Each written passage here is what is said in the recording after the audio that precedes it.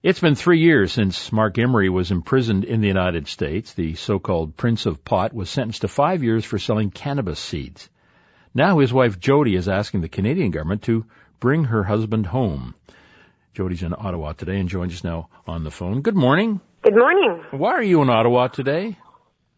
Well, I'm inside Parliament, joined by 3 members of the opposition, calling on Public Safety Minister Stephen Blaney to approve my husband's transfer request to come home. The American government has given its approval to transfer Marc back to Canada to serve the rest of his sentence here in a Canadian institution.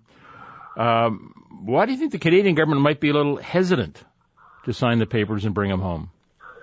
Well, unfortunately, since 2006, when the Conservatives came into power, they've decided to stop following the treaty, to stop following the act that they have to bring prisoners home from the United States and abroad. So the Conservative government has a very poor record with respect to bringing home Canadians, even when foreign governments have said they want those inmates sent to their home country. So it's just a symptom of a problem that's been going on for quite a while, and Marc is just one of many Canadians trying desperately to get home. But of course, Marc Emery is very high profile, excuse the pun, but he's well known, and this government certainly is not on our side when it comes to ideas about drug policy, protecting the public, saving tax dollars, and getting rid of gangs. So the government isn't too keen on bringing Marc home, but I hope that this demonstrates that we not only have the support of our own community, but there's support from across this country and even around the world calling for Marc to be brought home. Jodie, officially, has Minister of Public Safety Stephen Blaney said anything on this? He has been signing a lot of letters that are going out to supporters, acknowledging that he's received their letter advocating for Marc's transfer, but he will not comment due to privacy reasons. Of course, all that we require from him is a simple signature on one piece of paper, but he seems more inclined to sign letters to supporters saying that he's just considering it. So I haven't heard anything from him directly. I do send tweets at him. I ask people to politely call, fax, and email. And today we're encouraging our supporters and Canadians to take part in a phone blitz, similar to what we did on September 10th, which marked the 3 years since Marc was sentenced. So we asked to call the Public Safety Minister, politely request that he approve Marc's transfer request because it has been approved by the U.S., he meets all criteria, and there is the treaty that needs to be obeyed.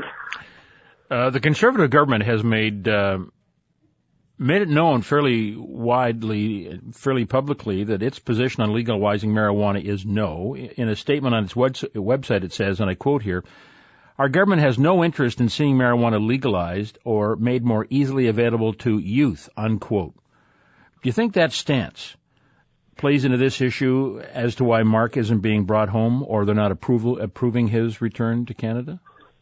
Well, because Marc is a well-known marijuana activist, and that goes against what this government wants or believes in, that certainly could be a factor. But, I would argue, and so would a lot of law enforcement and health officials and experts around the world, we would argue that the Conservative government's comment that keeping it illegal would protect children is absolute nonsense. Jodie, your phone's breaking up, so we'll keep it short. But my question is, you bring up taxpayers. Why should Canadian taxpayers pay to have Marc Emery finish his sentence here in a Canadian prison when it's an American crime that he committed? Well, Marc never went to the United States. His seed-selling business was in Canada at all times.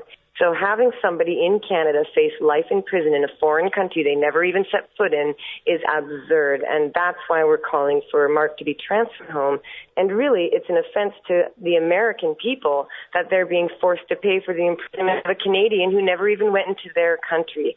And again, we do have the U.S. Department of Justice saying that Marc Emery should go home. And really, if the Canadian government and the Canadian taxpayers don't want to pay for Marc's imprisonment, I'd be happy to have him come home and set free. But unfortunately, the Conservatives have changed the rules regarding transfers that requires prisoners to come home and serve time in the prison system here, when beforehand they would have been released into the public, which would have saved taxpayers money. How hopeful are you the Canadian government will allow the transfer of Marc Emery home to Canada? I hope that they'll transfer him home, but like I said before, their track record is not very good. This government abandons Canadians abroad and even here at home. They do a lot of talk about citizenship. We just celebrated Citizenship Week last week. But what is the value of Canadian citizenship if you get forgotten and abandoned abroad, even when foreign countries say you need to go home? This government has been negligent, and they're causing a lot of undue harm and suffering to the families and loved ones of prisoners. And I would just say to this government, if you want to avoid some grief, bring Marc home. And hey, they've got a scandal going on. They could use some good news. Jodie, thanks very much for your time. Thanks. Take care. Bye-bye. Bye. Jodie Emery, an advocate for legalized marijuana, the wife of Marc Emery. So what do you think? Should our government be doing more to get Marc Emery back home to Canada to serve the rest of his sentence? Or because he committed an American crime, should he serve American time? Let us know on Talkback. You can call us up at 604-662-6690 or also find us on Twitter at CBC Early Edition, or you can email us early at cbc.ca.